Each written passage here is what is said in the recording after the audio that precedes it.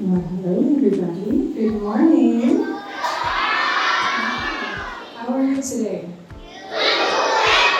Very nice. Okay, put your hands up if you see me in your classroom already. Yes, I've been to quite a few classrooms, and I have to say I'm very impressed with what I've seen.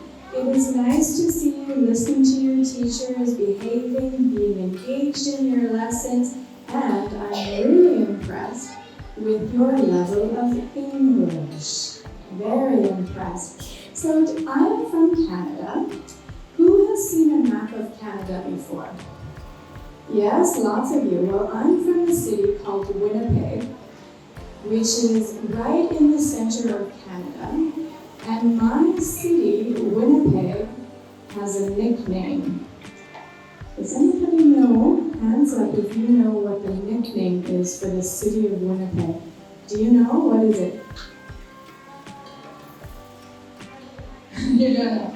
I'm going to tell you. It's called Winterpeg.